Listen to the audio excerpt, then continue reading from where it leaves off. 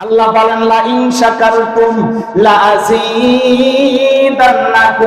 ওয়া লা ইন কাফারতুম ইল্লা আযাবি লাশাদীদ।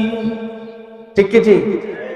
ভাইরা আমার, সঙ্গে সঙ্গে দেখা গেল ওই মহিলার যতটুকু নিয়ামত আল্লাহর ছিল, সাথে সাথে একটা ঘূর্ণিঝড় এসে, একটা বাতাস এসে সব কিছু আল্লাহর কুদরতি ভাবে উড়াইয়ে নিয়ে গেল। বলেন নাউজুবিল্লাহ।